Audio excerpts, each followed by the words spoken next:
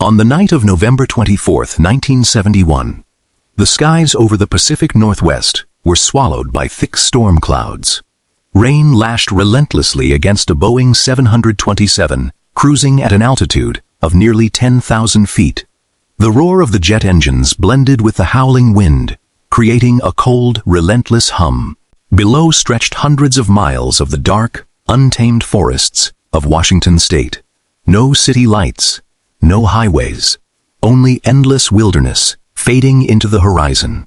Inside the cabin, nearly all the passengers had already left. Only the flight crew remained, and one man. He wore a dark business suit, a black tie, and calmly smoked his final cigarette with an almost unsettling composure. Beside him sat a bag containing $200,000 in cash and 4 parachutes. No one knew his real name. No one knew where he came from, and in just a few moments, he would lower the aircraft's rear air stair, then vanish into the night. No one would ever see him again. Throughout American history, there have been countless daring robberies.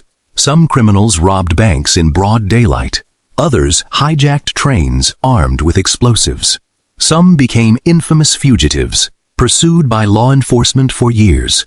But only one man had the audacity to hijack an airplane in mid-flight and disappear without leaving almost any trace behind. The world would come to know him by one name, D.B. Cooper. The strange part is, that wasn't even his real name.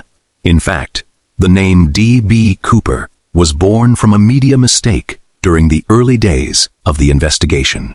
The man who purchased the airline ticket had identified himself as Dan Cooper, but because of an error in the reporting and investigation process, the name D.B. Cooper spread across newspapers and television and eventually became the identity forever linked to one of the greatest unsolved mysteries in American history. A small mistake, yet it gave birth to a legend. Today, when we think of airport security, we picture full-body scanners, metal detectors, canine units, surveillance cameras, and multiple layers of strict screening before anyone is allowed to board a plane. But America in 1971 was a completely different world. A passenger could walk into the airport just minutes before departure. There was little to no identity verification, no X-ray screening for luggage, no thorough inspections of carry-on bags. No one would think twice about a well-dressed man in a business suit carrying a black briefcase. That was the vulnerability one unknown man recognized, and he was about to turn it into one of the boldest hijackings in aviation history. More than 50 years have passed. Hundreds of FBI agents took part in the investigation. More than 800 suspects were examined. Thousands of interviews were conducted. Countless theories emerged, only to fall apart. Investigators recovered fingerprints, a black clip-on tie, several DNA samples. And years later, a portion of the ransom money was mysteriously discovered along a riverbank. Yet, no one has been able to answer the one question that matters most. Who was that man? Did he die on that cold, stormy night, or did he survive, disappearing with $200,000 in cash and America's greatest unsolved mystery, to begin an entirely new life? Perhaps the answer still lies somewhere deep within the forests of Washington state. Or perhaps it vanished forever with the man who jumped from a Boeing 727 on Thanksgiving Eve in 1971. This is the story of a hijacking unlike any other, an investigation that lasted more than 40 years, and a mystery that, to this day, America has never been able to solve. A passenger named Dan Cooper. Here's a natural, documentary-style English translation suitable for YouTube narration. On the morning of November 24, 1971, the United States was preparing for the Thanksgiving holiday. It was one of the busiest travel seasons of the year, as millions of Americans set out to reunite with their families. At Portland International Airport in Oregon, crowds lined up at the ticket counters. The terminal echoed with boarding announcements, the rumble of rolling suitcases, and the roar of aircraft taking off and landing outside. No one knew that, hidden among the travelers, was a man about to make history. Sometime that afternoon, he approached the ticket counter of Northwest Orient Airlines. He showed no sign of being in a hurry. He carried very little luggage, only a black briefcase. He asked for a one-way ticket on Flight 305 from Portland to Seattle. The fare was $20. He paid in cash. No one asked to see identification. No one questioned the purpose of his trip, and no one opened the briefcase he was carrying at the time. That was perfectly normal. In 1971, airport security was still in its infancy. Passengers did not pass through metal detectors. Carry-on luggage was not screened by X-ray machines. The security procedures we now take for granted simply did not exist. If you could buy a ticket, you could almost walk straight onto the airplane. It seemed like a harmless loophole. But within a few hours, the entire United States would pay the price. The name printed on the ticket was Dan Cooper. That was all anyone knew about him. No address, no phone number, no records. No one at the airport recognized him. The descriptions later given by witnesses were remarkably consistent. He appeared to be between 40 and 50 years old, about 6 feet tall, medium build, short, neatly trimmed black hair, a calm, composed face, clean-shaven. Nothing about his appearance stood out enough to draw a second glance. He wore a dark business suit with a white dress shirt and a black tie, secured with a small pearl tie-pin. On his feet were a pair of carefully polished leather shoes. Everything about him suggested a middle-aged businessman traveling on a routine business trip.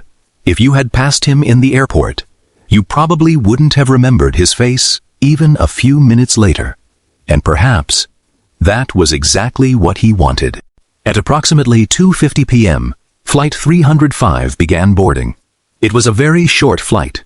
The journey from Portland to Seattle would take only about 30 minutes. Most of the passengers saw it as just another routine trip. No one had any reason to be concerned. The aircraft was a Boeing 727, one of the most advanced commercial airliners of its time. With its 3 jet engines and distinctive design, the Boeing 727 quickly became a favorite among American airlines throughout the 1960s and early 1970s. But what made it truly unique was a feature that few people ever noticed: a retractable air stair built into the rear of the aircraft. It was designed so passengers could board and disembark even at smaller airports without jet bridges. No one could have imagined that this very staircase would one day become the centerpiece of one of the greatest mysteries in aviation history. After boarding the aircraft, Dan Cooper took seat 18C, near the rear of the passenger cabin, on the right side of the plane. It was no random choice. From there, he had a clear view of nearly the entire cabin, while remaining only a few steps away from the rear air stair. He placed his black briefcase beside him, took off his overcoat, then ordered a bourbon and soda when the flight attendant brought his drink. He thanked her politely and paid in full. Throughout the time before takeoff, Cooper did nothing that seemed even remotely suspicious. He didn't keep checking his watch. He showed no signs of nervousness. He didn't scan the cabin or constantly look around. He simply sat quietly, smoked cigarettes, and occasionally gazed out the window. One passenger would later recall that if there was anyone who seemed completely at ease on that flight, it was Cooper. No one realized that his calm demeanor wasn't because he was free from danger. It was because he was the one who had created it. At approximately 2:58 p.m., the aircraft doors closed. The engines began to spool up. Flight 305 slowly taxied toward the runway. For the other 36 passengers on board, it was just another flight, one that would last less than half an hour. But for Dan Cooper, the countdown to a plan he had spent a long time preparing had officially begun. In just a few minutes, he would hand a flight attendant a small handwritten note, a note containing only a few simple words, yet those words would be enough to turn an ordinary flight into the most infamous airplane hijacking in American history. I have a bomb. At around 3 p.m., Flight 305 lifted off from Portland Airport and gradually climbed toward Seattle. The skies above were relatively clear. For the passengers, it was just a short flight, lasting a little over 30 minutes. Some unfolded their newspapers. A few chatted quietly with one another. Others took the opportunity to relax before the Thanksgiving holiday. Inside the cabin, everything seemed perfectly ordinary. Seated near the rear of the aircraft, Dan Cooper remained calm. He sipped his bourbon and soda, lit another cigarette, and quietly watched the passengers around him. In those days, smoking on commercial flights was perfectly legal. No one paid any attention to the well-dressed man sitting alone. No one realized that Cooper was simply waiting for the exact moment he had planned in advance. A few minutes after the aircraft reached its cruising altitude, a flight attendant named Florence Schaffner walked down the aisle, checking on the passengers. Cooper motioned for her to come over. He reached into his jacket pocket and pulled out a neatly folded note. It was a very small piece of paper. No envelope, no signature. With a calm expression, he handed it to her. In those days, it wasn't unusual for male passengers to slip flight attendants their phone numbers or a note trying to start a conversation. Schaffner assumed this was no different. She smiled politely, took the note, and slipped it into her pocket without reading it. Just as she was about to walk away, Cooper leaned toward her and spoke in a quiet, steady voice. He didn't shout. He didn't threaten her. He never lost his composure. He simply said, "Miss, you'd better look at that note. I have a bomb." Schaffner froze. Slowly, she pulled the note back out. Written inside was a brief, handwritten message instructing her to sit beside him because he was carrying a bomb. In a matter of seconds, the peaceful atmosphere aboard Flight 305 was gone. Schaffner quietly took the seat beside Cooper. She would later recall that she struggled to remain calm, even as her heart raced. Cooper looked directly at her. He didn't smile. He didn't appear angry. In a calm, measured voice, he simply asked, "Would you like to see it?" He placed the briefcase on his lap. Then, slowly, unlatched it. Schaffner glanced inside. What she saw convinced her that his threat was real. Inside the briefcase were several red, cylindrical objects connected by wires. Beside them was what appeared to be a detonating device and a large battery. To this day, no one knows whether it was actually a bomb. The briefcase was never recovered, and Cooper disappeared without a trace. But in that moment, Schaffner had no reason to doubt him. If it was fake, it had been constructed with remarkable attention to detail. And if it was real, one small mistake could have turned the entire aircraft into a fireball thousands of feet above the ground. What makes this even more remarkable is that Cooper didn't demand money right away. He didn't order the passengers to raise their hands. He didn't fire a warning shot. He didn't shout. He didn't create panic. Instead, he seemed to understand one simple principle. The fewer people who knew what was happening, the greater his advantage. It was a strategy completely unlike that of most aircraft hijackers in the early 1970s. Many hijackings of that era unfolded in chaos, with shouting, terrified passengers, and constant threats. Dan Cooper was different. He went to extraordinary lengths to ensure that almost none of the passengers realized they had become hostages. Years later, many of them recalled that they didn't even know a hijacking had taken place until after the aircraft had landed. That reveals something important about Cooper. He wasn't trying to control the airplane alone. He was controlling the emotions of everyone on board. Schaffner quickly informed Captain William Scott inside the cockpit. The atmosphere changed instantly. The flight crew found themselves facing a situation unlike anything they had ever encountered. They didn't know whether the bomb was real or fake. They didn't know if the man in the back was willing to detonate it. They didn't know what his ultimate objective was. But they understood one thing. If they made the wrong move, the 36 passengers and the entire crew might never make it home. Captain Scott decided to keep the situation a secret from the passengers. He contacted air traffic control and reported that the aircraft had been hijacked. On the ground, A chain of emergency calls began. The airline was notified. Then, law enforcement. And finally, the Federal Bureau of Investigation, the FBI. Meanwhile, at the rear of the cabin, Dan Cooper remained quietly in his seat. He continued smoking, sipping his bourbon. Looking out the window, he appeared no different from a businessman waiting for his flight to land. Except, inside the briefcase at his feet might have been something capable of deciding the fate of everyone on board. And within minutes, Cooper would make a series of demands that convinced U.S. authorities they were not dealing with an impulsive criminal, but with a man who had planned every detail with extraordinary precision. The negotiation in the sky. As news of the hijacking reached the ground, a race against time began. At Northwest Orient Airlines Operations Center, telephones rang without pause.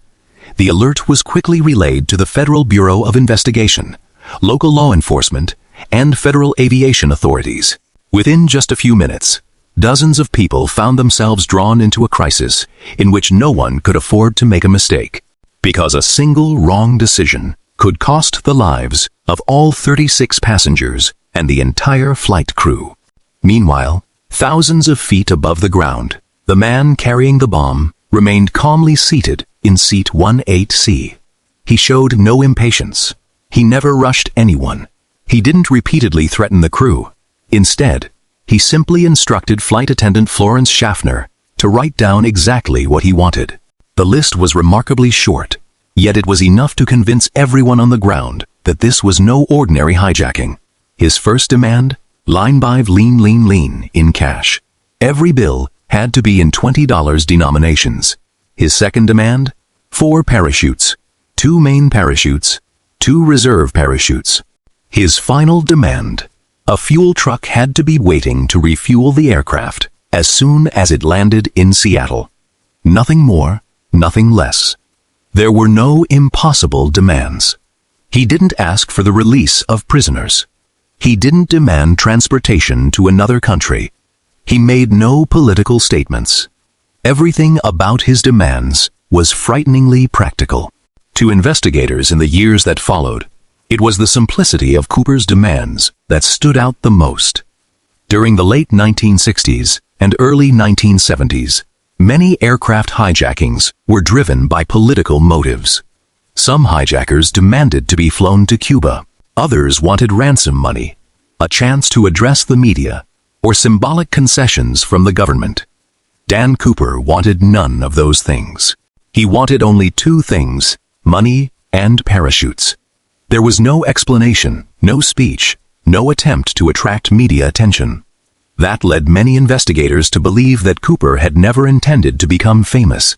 His only goal was to carry out his plan and disappear. But among those 3 demands, one detail would later capture the attention of investigators more than any other. Why? 4 parachutes. At first glance, the request didn't seem unusual. If Cooper intended to jump from the aircraft, of course, he would need a parachute. But he didn't ask for one.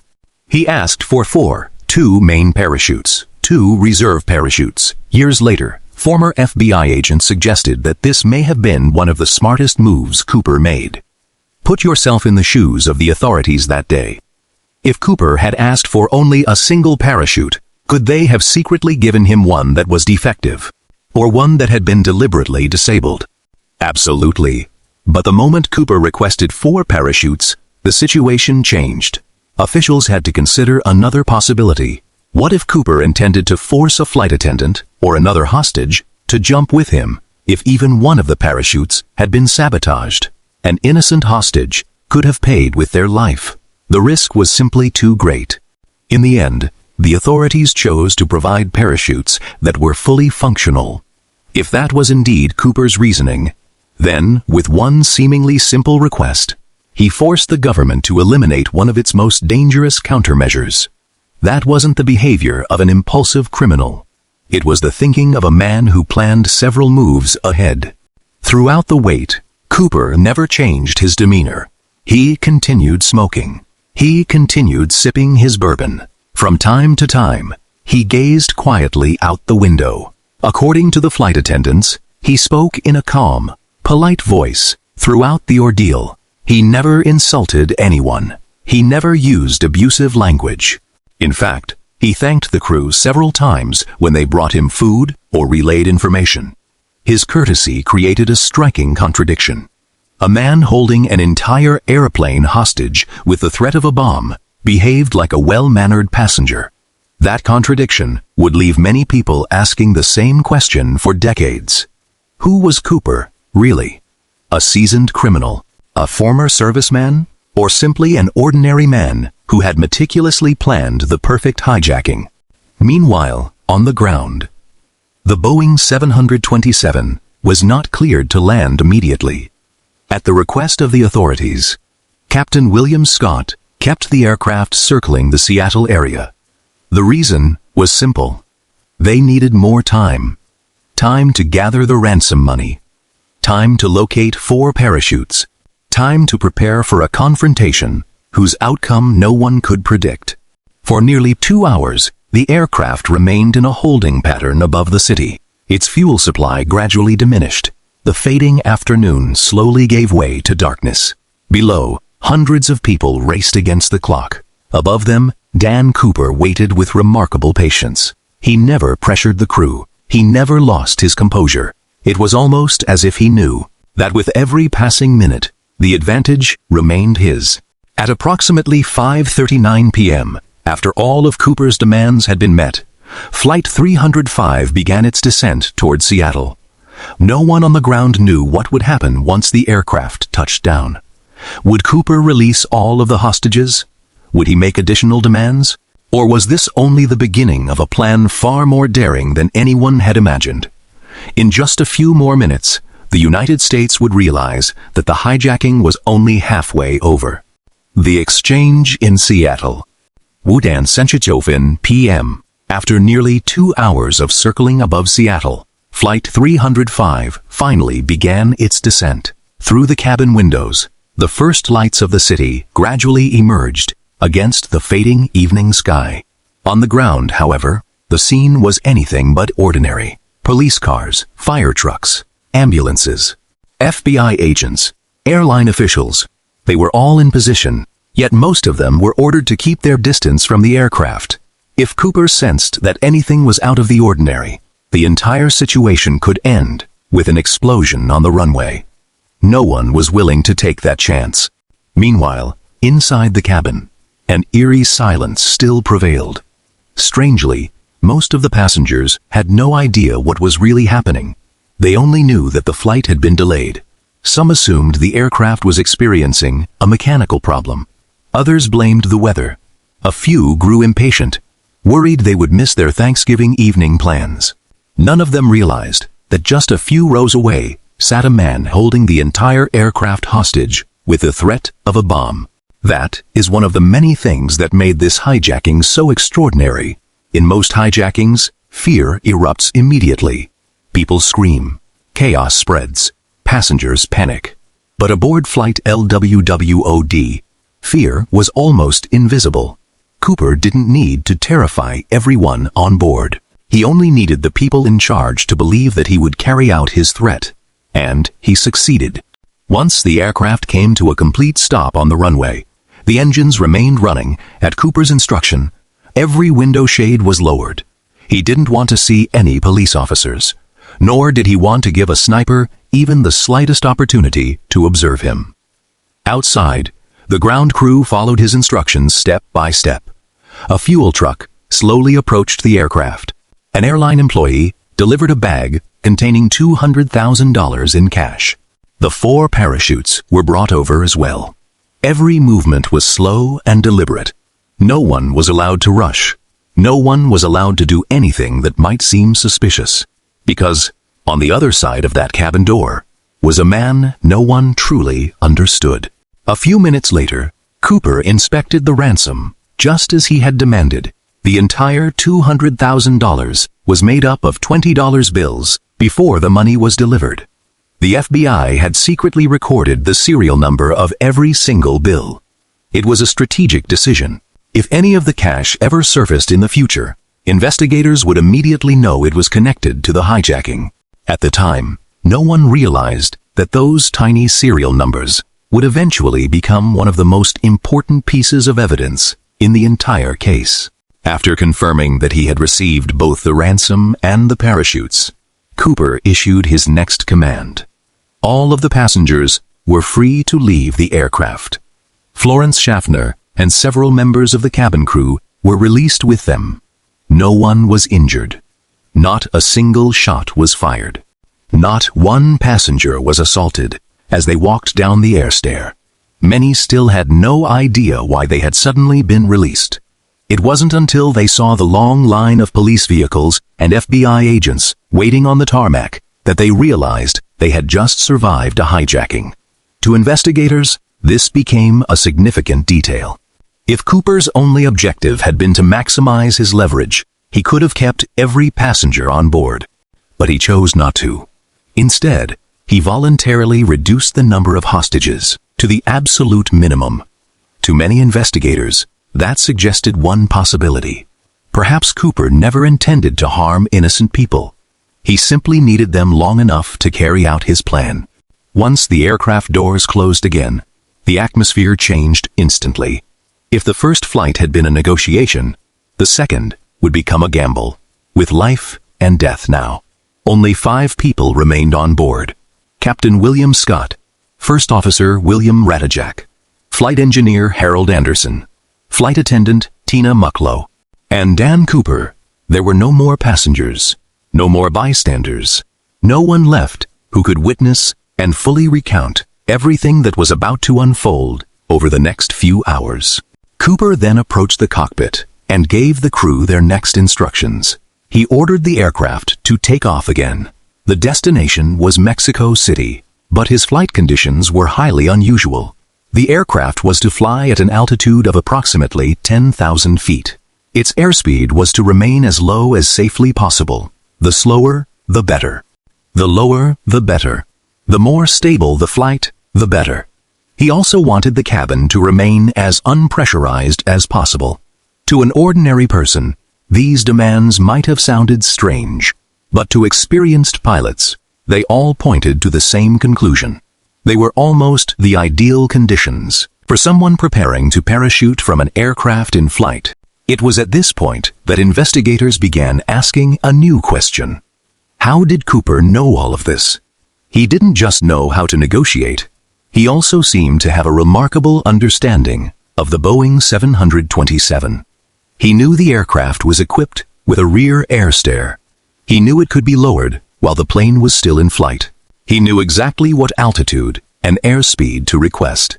This was not common knowledge in 1971. In fact, even many frequent flyers had no idea that the Boeing 727 concealed a built-in staircase beneath its tail. That single detail gave rise to countless theories. Had Cooper once been a pilot, a military paratrooper, an aeronautical engineer, or perhaps someone who had worked for Boeing itself? To this day, no one knows for certain. At approximately 7:40 p.m., the Boeing 727 took off from Seattle once again. This time, the passenger cabin was almost empty. Only one man remained in the rear of the aircraft. A bag containing $200,000 in cash, 4 parachutes, and a plan that seemingly only he fully understood. No one on board realized that, over the next 30 minutes, they were about to witness the most mysterious moment in American aviation history. A moment that would last only a matter of seconds, yet keep the FBI searching for answers for more than 4 decades. Ba Dan Shusenfin p.m. At approximately 7:40 p.m., the Boeing 727 took off from Seattle for the second time that day. This time, the passenger cabin was almost empty. The families traveling home for Thanksgiving were gone. The quiet conversations had faded. The overhead bins no longer held rows of packed suitcases. Only 5 people remained on board, 4 members of the flight crew, and 1 man carrying $200,000 in cash. Outside the windows, night had fallen completely. The cold rain typical of the Pacific Northwest grew even heavier. Strong winds, low clouds. Temperatures outside had dropped below freezing, according to most experts, who later examined the case. These were conditions that no rational person would willingly choose for a parachute jump. A few minutes after the aircraft reached the altitude Cooper had requested, he called flight attendant Tina Mucklow to the rear of the cabin. Unlike Florence Schaffner earlier that day, Tina would spend more time with Cooper than anyone else during the hijacking. Years later, she recalled that he remained calm and courteous throughout. He never raised his voice. He never pointed a weapon at her. He never behaved aggressively. He simply spoke in short, clear, and deliberate sentences. Cooper asked Tina to sit beside him. Using the cords that came with one of the parachutes, he secured the bag containing the ransom money to his body. He then began carefully inspecting the parachute equipment. It was not the behavior of someone seeing a parachute for the first time. He seemed to know exactly what he was looking for. He knew how to adjust the harness. He knew which parachute suited his purpose, and he knew which one he would not use. This detail later became one of the reasons many investigators believed Cooper had received parachute training. Others, however, disagreed. During his preparations, Cooper left behind one of the better parachutes and chose an older one instead. If he had truly been an experienced paratrooper, why would he make that choice? To this day, no one has a definitive answer. At around 8 p.m., Cooper instructed Tina Mucklow to return to the cockpit before closing the door. She asked him one final question. "Is there anything else you need?" Cooper simply shook his head. No. It was the last time anyone would see him up close. Tina stepped into the cockpit. The door closed behind her. From that moment on, Dan Cooper was completely alone in the passenger cabin. A few minutes later, an unusual warning light illuminated in the cockpit. The indicator showed that the aircraft's rear air stair had been activated. Captain William Scott immediately tried to contact Cooper over the intercom. He offered to assist. There was no response. A few minutes later, Cooper sent back a brief message. The crew was to remain inside the cockpit. No one was to come out. The flight crew had no choice but to comply.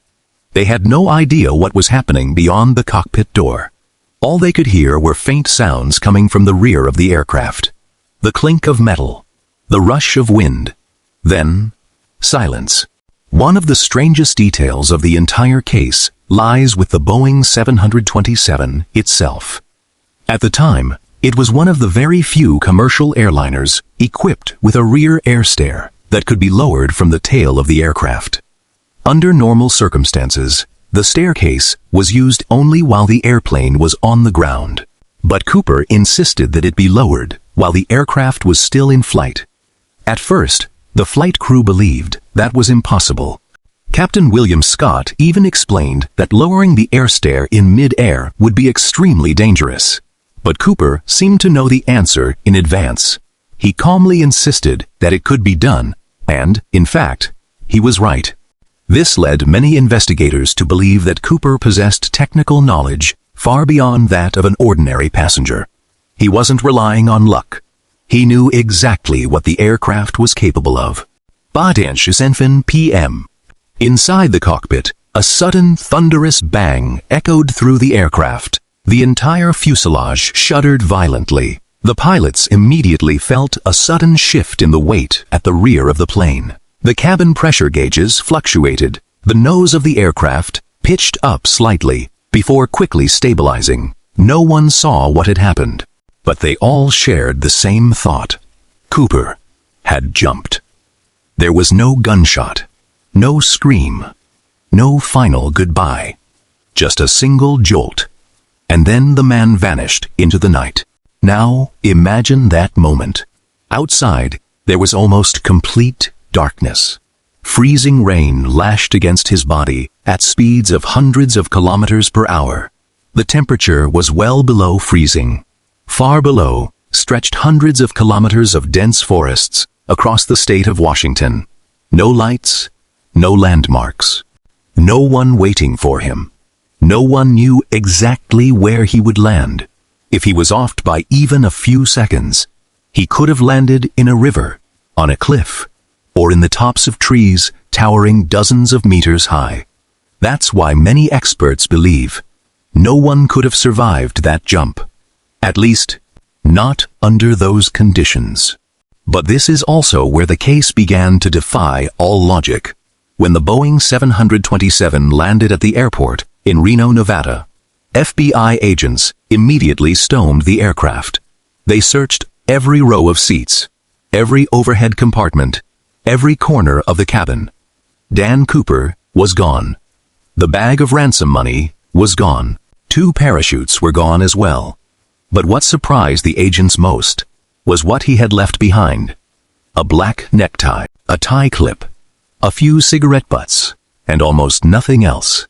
No suicide note, no message, no identification, not a single clue revealing who he really was.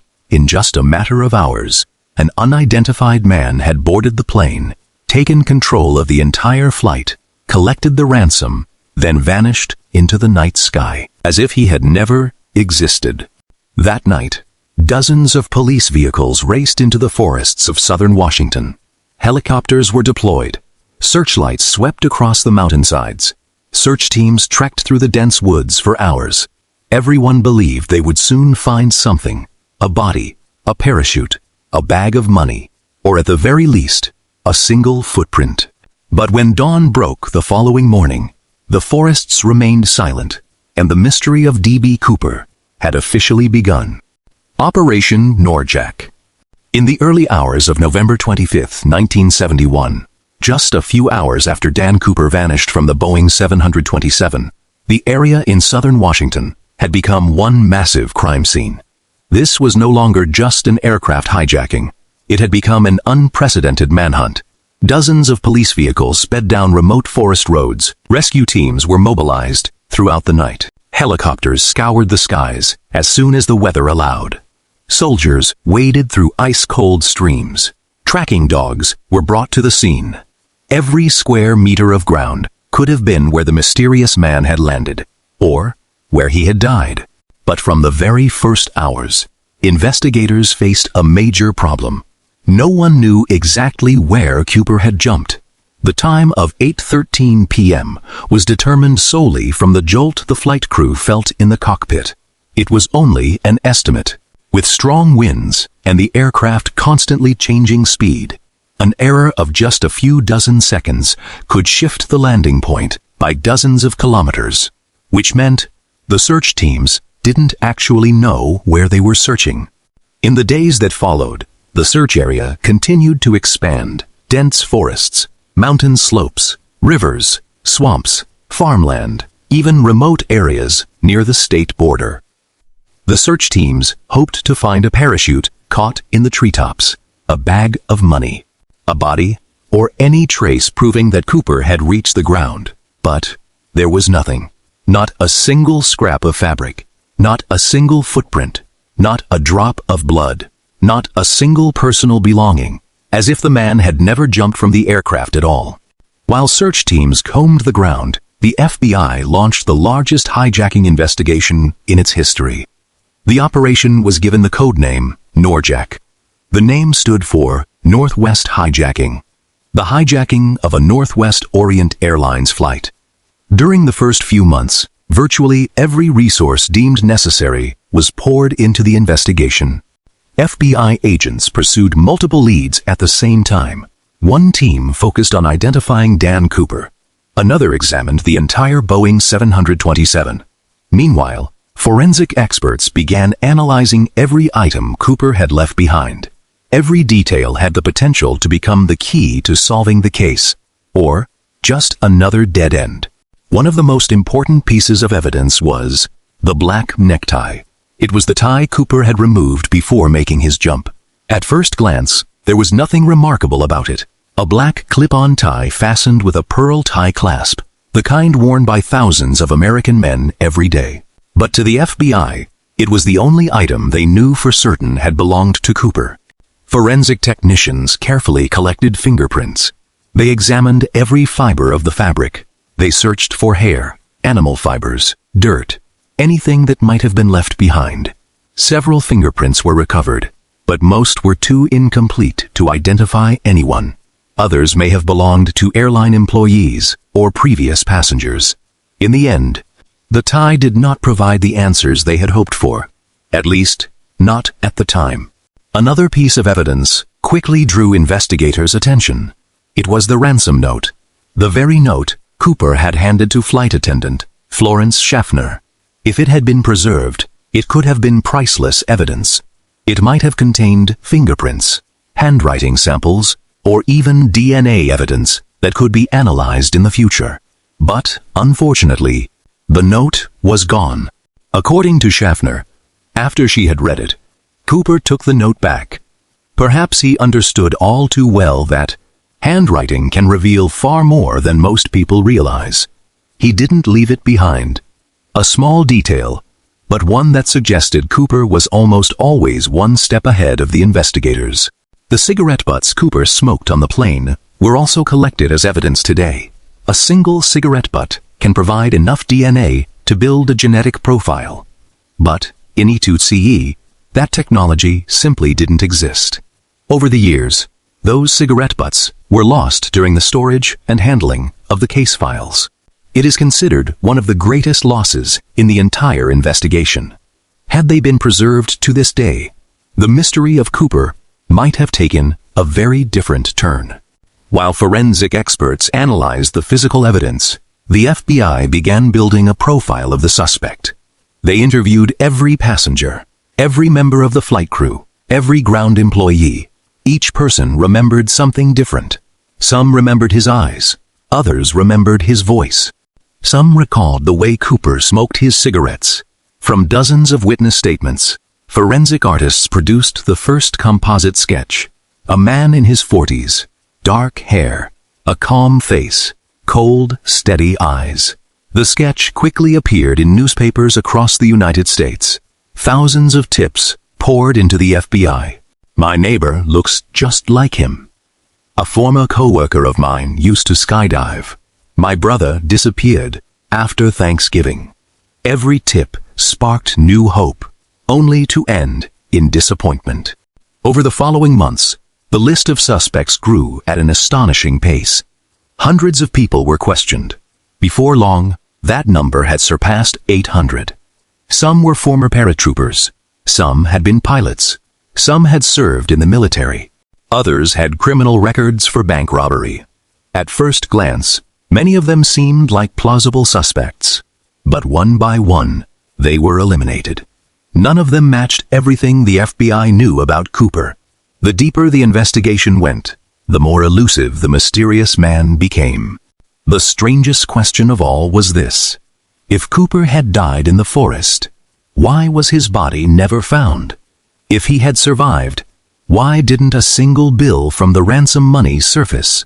In the months that followed, $200,000 in 1971 was an enormous sum. Spending that kind of money would have been almost impossible to avoid. And yet, not a single bank reported it. Not a single store detected it. Not one bill bearing the FBI-recorded serial numbers ever turned up in circulation. It was as if the money had vanished along with its owner. And that was when the agents began to realize something.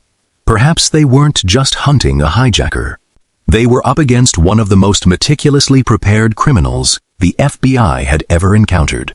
Wu-Ten Babate, beneath the sand. 9 years passed, from the autumn of 1971 to the beginning of 1980. The D.B. Cooper case gradually faded from the front pages of the newspapers to the public. The story of the man who jumped from an airplane into a stormy night had become a legend. To the FBI, it remained an unsolved case. Agents continued to receive tips, anonymous letters, unsubstantiated confessions. Dozens of people claimed to be D.B. Cooper. Some wanted fame. Some suffered from mental illness. Others simply wanted to mislead investigators. But after nearly a decade, not a single piece of evidence was strong enough to change the course of the investigation. Until one winter afternoon, on February 10, 1980, at Tennabar, a sandy beach along the banks of the Columbia River, 8-year-old Brian Ingram was enjoying a family picnic. It was a quiet day. No one imagined that this place would become linked to one of the most famous criminal cases in American history. Brian was playing alone on the beach. Using a small plastic shovel, he began digging a hole for a campfire. But instead of finding only sand and gravel, his shovel struck something soft, something that felt like paper. Brian knelt down, dug through a few more layers of sand, then pulled out a decaying bundle of cash. At first, no one in his family realized the significance of the discovery. The bills were stuck together after years of water and mud. Some were badly torn. The ink had almost completely faded. But upon closer inspection, every single bill was a $20 bill. Brian's family quickly notified the police. The discovery was immediately reported to the FBI. Within days, experts began comparing the serial numbers on every bill with the list that had been recorded before the ransom money was handed over to Cooper. In 1971, the results stunned everyone. Not just some of the bills. Not even most of them. Every single bill belonged to the exact ransom money given to D.B. Cooper. In total, investigators recovered 294 $20 bills, worth $5,800. After nearly 9 years, this was the first physical evidence ever found since the night Cooper disappeared, and to this day, it remains the only one. The news spread rapidly across the United States. Many believed the mystery was finally about to be solved if the money had been found. Perhaps Cooper's body was nearby as well. The FBI immediately sealed off the area around Tenna Bar. Search teams returned. Excavators were brought in. The sand was carefully sifted. Excavations continued for days. Divers searched the bottom of the Columbia River. Geologists were called in to assist. They hoped to uncover more money, a parachute, a skeleton, or any piece of evidence that could connect the site to the jump in 1971. But there was nothing. Other than that, Wuten Baibe Mayen, not another single bill was ever recovered. Not a scrap of parachute fabric. Not a single trace of Cooper. It was as if someone had deliberately buried the money beneath the sand and then vanished. This was the moment the case entered an entirely new phase. Instead of solving the mystery, the $5,800 raised a whole new set of questions. If Cooper had died shortly after the jump, how did the money end up at that exact location? If he had survived, why did only a tiny fraction of the ransom ever surface? And, more importantly, why, over the next 9 years, was not a single bill from the remaining nearly $194,200 ever found in circulation? It was a mystery that seemed almost impossible to explain. Scientists soon began studying the discovery site. One theory suggested that the Columbia River had carried the money from the place where Cooper landed before depositing it at Tenna Bar. At first, the explanation seemed reasonable, but when hydrologists modeled the river's flow, the picture became far more complicated. According to many of their analyses, the river's currents and the surrounding terrain were not likely to carry the bundles of cash to the exact spot where they were found. Some researchers even argued that such a scenario was almost impossible through natural processes alone. If that was true, who had brought the money there? Or had Cooper never landed in the area the FBI had always believed? Another detail also caught the experts' attention. The bundles of cash were still held together with rubber bands. Under normal conditions, rubber deteriorates relatively quickly after years of exposure to the natural environment. Yet, the condition of the bundles didn't entirely match what investigators had expected. That sparked years of debate. Had the money really been buried beneath the sand for all 9 years, or had it arrived there only a short time before Brian Ingram discovered it? To this day, scientists have not reached a definitive consensus. For the FBI, the discovery at Tenna Bar was both a breakthrough and a disappointment. At last, they had confirmed that the ransom money still existed, but at the same time, they were forced to admit that they were no closer to identifying Cooper. No DNA, no new fingerprints, no witnesses, only a bundle of decaying bills buried beneath the sand. A piece of evidence that was undeniably real, yet one that explained nothing. In the years that followed, Tennebar became a destination for treasure hunters. Many arrived with metal detectors. Others dug along the riverbank by hand. They hoped to uncover the rest of the ransom money, or at least another piece of evidence. But after decades of searching, no one found anything else that could reveal the fate of D.B. Cooper. The $5,800 remains the only confirmed discovery. A small clue, yet one significant enough to force investigators to reconsider nearly every theory they had developed before. Before 1980, the biggest question had been, did Cooper survive or did he die? But after the discovery at Tennebar, the question changed. What really happened to the money? Because sometimes, following the money is even harder than tracking the person who carried it. The men who almost became D.B. Cooper. After the discovery at Tennebar, the FBI's investigation did not come to an end. If anything, it entered a new phase. If they couldn't find Cooper, they would find the man who looked the most like Cooper. Over the following decades, hundreds of names made their way into the case files. Some were reported by family members. Some were suspected by former co-workers. Some claimed to be D.B. Cooper themselves. Others were drawn into the investigation simply because they bore a striking resemblance to the composite sketch. By the time the case was officially closed, the FBI had examined more than 800 suspects. But among them, only a handful were compelling enough for investigators to spend years pursuing. The first suspect, Richard Floyd McCoy, Jr. If you looked only at his criminal record, many people would think the FBI had found Cooper. In April 1972, less than 5 months after the hijacking of Flight 305, a man named Richard Floyd McCoy, Jr. carried out an aircraft hijacking with a plan that was remarkably similar. He carried a hand grenade, demanded ransom money, demanded parachutes, then jumped from a Boeing 727. The similarities were so striking that newspapers immediately began asking the obvious question. Had Cooper returned? Or was McCoy actually Cooper? At first glance, the theory seemed highly convincing. McCoy had served in the military. He was an experienced parachutist. He understood aircraft. And he was certainly bold enough to pull off a nearly identical crime. But as the FBI investigated further, important differences began to emerge. On the day of Cooper's hijacking, McCoy was believed to have been in Utah with his family. His appearance also did not fully match the descriptions given by the flight attendants. More importantly, the people who had interacted with Cooper face-to-face did not identify McCoy as the hijacker. In the end, the FBI eliminated him as a primary suspect. Even so, to this day, many people still consider McCoy one of the strongest candidates ever linked to the D.B. Cooper mystery.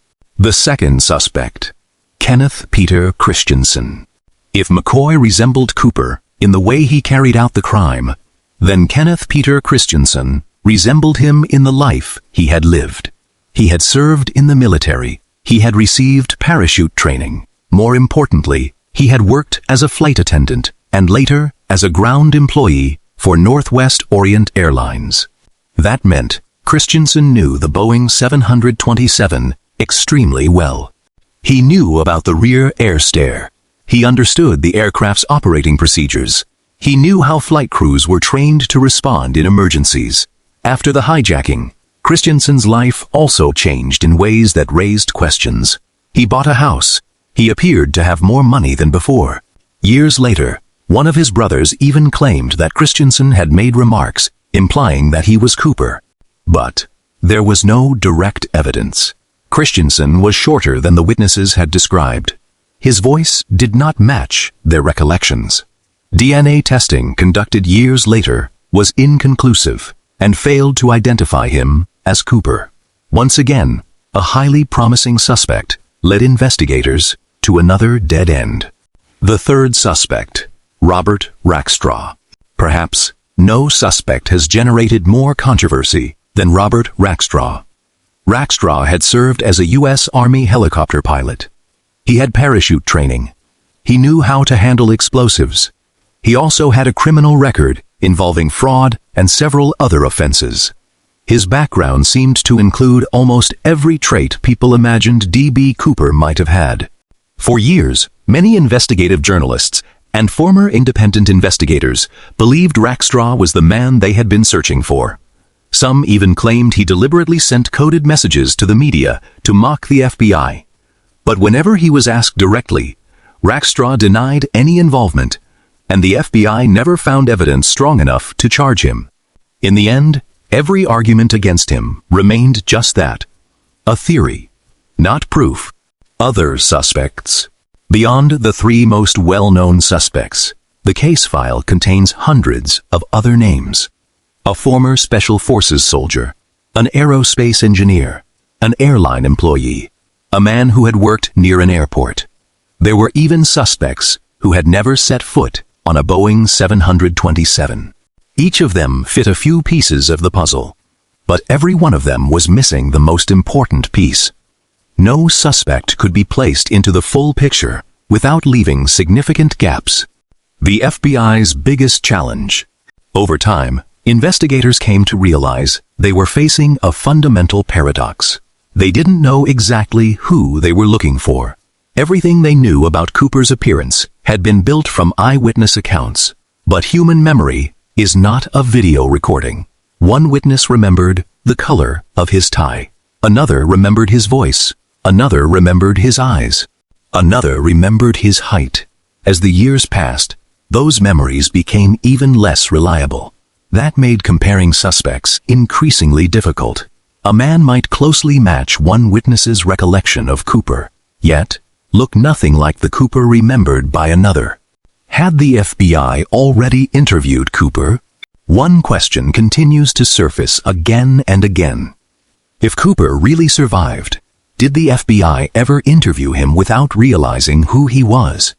It is not an unreasonable theory. Among the more than 800 people investigated, many were questioned briefly and then quickly eliminated.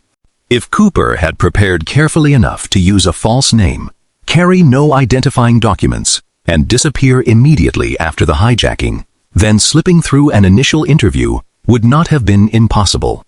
Unfortunately, no evidence has ever confirmed that theory, and perhaps none ever will. After more than 4 decades of investigation, the FBI was forced to accept one reality. They had hundreds of suspects, but not a single confirmed culprit. They had countless theories, but no definitive answers. Every new name arrived with hope, only to quietly disappear from the case file, just like the man they had been chasing. But the most surprising development was still to come, because in 2016, after nearly 45 years of pursuing the case, the FBI made a decision that caught many people by surprise. They decided to close the investigation. The FBI closed the case, but the mystery lives on. July 2016. Nearly 45 years had passed since the night Dan Cooper disappeared into the skies over Washington state. An entire generation of FBI agents had retired. Most of the investigators who had worked the original case were no longer on the job. Many of the key witnesses had also passed away. And yet, the name D.B. Cooper had never faded from America's memory. Every year, the FBI continued to receive dozens of letters, anonymous phone calls, confessions, new theories. Some claimed their father had been Cooper. Others insisted it was their grandfather. Some even arrived with old parachutes or aged banknotes, believing they had uncovered the truth. But after careful examination, every lead ended the same way. There wasn't enough evidence. In the end, the FBI made a rare decision. It officially announced that it was ending its active investigation into the D.B. Cooper case. That did not mean the case was permanently closed. If credible new evidence were ever to emerge, the investigation could still be reopened. But from that point forward, the FBI would no longer devote regular investigative resources to the case after nearly half a century. The Bureau had to redirect its personnel toward cases with a greater chance of being solved. It was a practical decision, but it was also an acknowledgement that one of the most famous manhunts in American history had reached a dead end. So what really happened to Dan Cooper? After more than 50 years, Nearly every theory can be grouped into three major possibilities. None of them is flawless, and none is supported by enough evidence to finally close the case. Theory 1. Cooper died on the night of the jump. This was the conclusion many FBI investigators came to favor. Considering the weather conditions on the night of November 24, 1971, that conclusion was far from unreasonable. Outside, there was heavy rain. The temperature was bitterly cold. Powerful winds swept through the sky. Visibility was almost non-existent. Below lay rugged, mountainous wilderness. Cooper was wearing a business suit, leather dress shoes. He carried no helmet, no navigation equipment, and he had no way of knowing exactly where he would land. Even modern skydivers, with far more advanced equipment and much safer conditions, would rarely choose to make a jump like that. If Cooper truly stepped into the darkness under those circumstances, the odds of survival were extremely low. But this theory runs into one fundamental question. If he died, where is the body? Where is the parachute? Where are the clothes? For more than 50 years, not a single trace has ever been found. Theory 2. Cooper survived and got away. This is the theory that has captured the public's imagination more than any other. If it's true, Cooper didn't just pull off a successful aircraft hijacking. He also outwitted the largest manhunt the FBI had ever conducted. At the time, supporters of this theory point to several key facts. Cooper knew the Boeing 727 well. He knew exactly what airspeed and altitude to request. He demanded 4 parachutes, suggesting he was thinking several steps ahead. He left behind no identification. He took back the ransom note. He never revealed his true identity. Every detail points to a carefully planned operation. If he had also prepared a landing site and arranged for someone to meet him on the ground, then escaping would not have been impossible. But this theory faces one enormous problem. Where did the money go? For decades, aside from the $5,800 discovered at Tenna Bar, virtually none of the remaining ransom has ever surfaced. No bank reported it. No store detected it. No one found bills bearing the serial numbers recorded by the FBI. If Cooper lived for many years afterward, how could he have avoided spending the money? Theory 3. Cooper survived, but he never spent the money. This theory is mentioned less often, yet it is one of the most intriguing. Suppose Cooper was injured after landing, or lost most of the ransom, or realized that the FBI had recorded the serial numbers of every bill. He may have understood that spending the money would eventually expose him. In that case, Cooper may have buried the cash, destroyed it, or simply kept it for the rest of his life without ever spending a single dollar.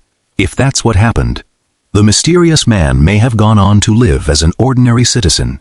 He found a job, started a family, grew old, and carried the greatest secret of his life to the grave. It sounds like something out of a novel, but no one has ever been able to prove it wrong. Perhaps the most unsettling part of this case isn't that Cooper disappeared. It's that he disappeared so perfectly. No surveillance cameras, no DNA technology capable of identifying him at the time, no mobile phones, no electronic banking records, no internet, no social media. In 1971, if someone planned carefully enough, it was still possible to walk away from one life and simply vanish. Perhaps Dan Cooper was the last man to truly take advantage of that brief window in history. To this day, no one knows who he really was. No one knows whether he died or survived. No one knows what truly happened after the jump at 8:13 p.m. But one thing seems almost certain.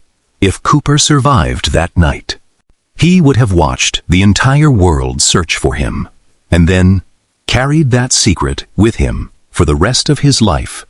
Only one question remains. After more than half a century, why are we still fascinated by a man whose real name we never even knew? Perhaps the answer isn't the money, nor is it the jump. It's the mystery he left behind. Epilogue. Some cases are remembered for their brutality. Some are remembered for the number of lives they claimed, and others are remembered because they changed the way an entire nation thinks about security. But the case of D.B. Cooper is different. It is the story of a man whose real name no one ever knew, whose true face remains uncertain, whom no one knows where he came from, and whose ultimate fate remains one of history's greatest unanswered questions. In many respects, the amount of money Cooper stole was not extraordinary. $200,000 in 1971 was certainly a substantial sum, but compared with the multi-million-dollar bank robberies and financial frauds that followed in later decades, it no longer seems especially remarkable. What has kept the name D.B. Cooper alive for more than half a century isn't the money. It's the way he disappeared. A man boarded an airplane under a false name, carried out what was nearly a perfect hijacking, then stepped into the darkness, leaving behind thousands of pages of investigative files, hundreds of suspects, and countless questions that remain unanswered. But perhaps the greatest legacy of this case is not the mystery. It's the change it brought about. Before 1971, flying in the United States was a very different experience. You could buy a ticket with cash just minutes before departure. There was no requirement to present identification, as there is today. No walk-through metal detectors. No baggage X-ray screening.